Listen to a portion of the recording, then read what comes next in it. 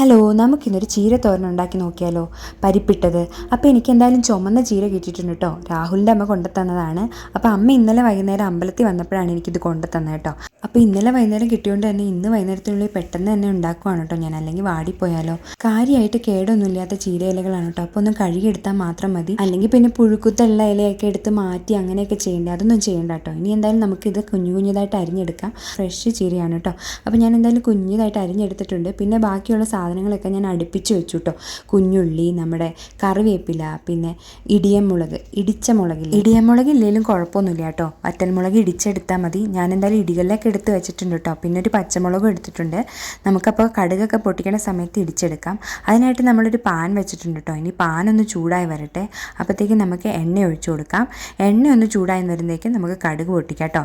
ആ സമയത്തിന് എണ്ണ ചൂടാവുന്ന സമയത്തിന് ഞാൻ ഇടികല്ലിട്ട് എല്ലാം ഇട്ട് കൊടുക്കുന്നുണ്ട് കേട്ടോ. കുഞ്ഞുള്ളി ഇട്ട് കൊടുത്തു. പിന്നെ നമ്മുടെ വറ്റൽമുളക് ഇടിച്ച് വെച്ചിരിക്കുന്ന അതും ഇട്ട് കൊടുത്തു കേട്ടോ. ഇപ്പോൾ കടയിൽ മേടിക്കാൻ കിട്ടും എളുപ്പത്തിന്. ചതച്ച മുളകൊന്നും ഇടിയൻ മുളകെന്നൊക്കെ പറഞ്ഞിട്ട് മേടിക്കാൻ കിട്ടും കേട്ടോ. അപ്പോൾ ഈ കുഞ്ഞുള്ളിയും ആ ഇടിയൻ മുളകും കൂടെ കൂടുതലിട്ടിടിക്കുമ്പോൾ നല്ല ടേസ്റ്റാണ് കേട്ടോ വന്നത്. അപ്പോൾ എന്തായാലും നന്നായിട്ട് അങ്ങ് ഇടിച്ചെടുക്കുക. അപ്പോഴത്തേക്കും നമ്മുടെ കടുകൊക്കെ പൊട്ടിയിട്ടുണ്ടാവും കേട്ടോ. അപ്പോൾ നമുക്ക് ഇതും കൂടെ അങ്ങ് ഇട്ട് കൊടുക്കാം കേട്ടോ. അപ്പോൾ നല്ല ടേസ്റ്റ് ആയിരിക്കും.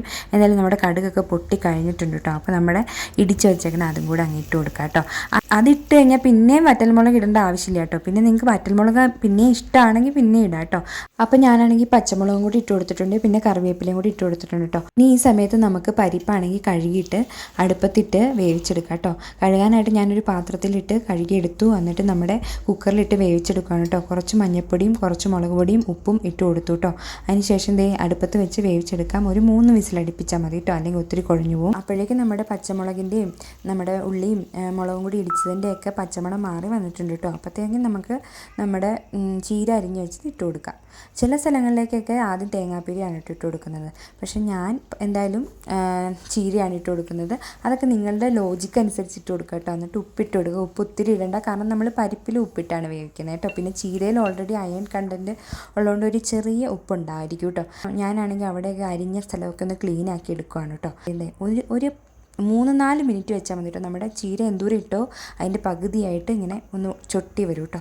പരിപ്പ് അവിടെ ആണെങ്കിൽ വെന്തുകൊണ്ടിരിക്കുകയാണ്. വിസിലൊക്കെ 3 വന്നു കഴിഞ്ഞു കേട്ടോ. അപ്പം നമ്മുടെ ചീര ഇവിടെ അടച്ച് വെച്ച് വേവിച്ചുകൊണ്ട് പെട്ടെന്ന് റെഡി ആയിട്ടുണ്ട്. നമുക്കതിലേക്ക് നമ്മുടെ തേങ്ങാപ്പീരി ഇട്ട് കൊടുക്കാം. ആദ്യം തേങ്ങാപ്പീരി ഇടുകയോ പിന്നെ ചീര ഇടുകയോ പിന്നെ ചീര ഇട്ടിട്ട് തേങ്ങാപ്പീരി ഇടുകയോ അതൊക്കെ നിങ്ങളുടെ ലോജിക്ക് അനുസരിച്ച് നിങ്ങൾ ചെയ്യുക കേട്ടോ. അപ്പോൾ പാകത്തിന് തേങ്ങാപ്പീരി ഇട്ടിട്ടുണ്ട്. തേങ്ങാപ്പീരി ഒത്തിരി ഇഷ്ടമുള്ളവരുണ്ട് കേട്ടോ. അങ്ങനെയാകുമ്പോൾ ഒത്തിരി തേങ്ങാപ്പീരി ഇടുക. ഇവിടെ ഒരു കുറച്ച് തേങ്ങാപ്പീരി ഇഷ്ടമുള്ളതാണ് ഞാൻ ഇച്ചിരി ഇട്ടിട്ടുള്ളൂ കേട്ടോ. എന്തായാലും നമ്മൾ പരിപ്പ് വേവിച്ച് വെച്ചത് ആ വെള്ളത്തോടു കൂടി തന്നെ ഇച്ചിരി വെള്ളം ഉണ്ടായിരുന്നുള്ളൂ, അത് ഇട്ട് കൊടുക്കുക കേട്ടോ. ഇനി എന്തെങ്കിലും വേവാത്തുണ്ടെങ്കിൽ വെന്തോട്ടേന്ന് ഓർത്തു. പിന്നെ ഇവിടെ ഇത്തിരി കുഴഞ്ഞിരിക്കുന്നതാണ് കേട്ടോ ഇഷ്ടം. ഇത് നമ്മുടെ പരിപ്പൊക്കെ കറക്റ്റ് വേവിലായിട്ട് വെന്ത് കിട്ടിയിരിക്കുന്നത്. അപ്പോൾ ഈ ഇച്ചിരി വെള്ളം കൂടെ വറ്റി കഴിയുമ്പോൾ നമ്മുടെ ചീര പരിപ്പ് തോരൻ ഇവിടെ റെഡി ആയിട്ടുണ്ട് കേട്ടോ. നല്ല അടിപൊളി മണമൊക്കെ വരുന്നുണ്ട് കേട്ടോ. നല്ല പച്ചമുളകിൻ്റെയും എല്ലാത്തിൻ്റെയും കൂടെ നല്ല മണം വരുന്നുണ്ട്.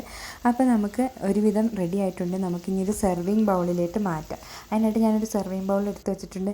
എൻ്റെ എന്തെങ്കിലും മിസ്റ്റേക്സുകൾ ഉണ്ടെങ്കിൽ ഞാൻ ഒരു കൈ കൊണ്ട് ക്യാമറ പിടിച്ചേക്കാണ്, ഒരു കൈ കൊണ്ട് എടുത്തിടുക കേട്ടോ. അതുകൊണ്ടാണ് കേട്ടോ ഇച്ചിരി ഷേക്കിംഗ് ഒക്കെ വന്നത്.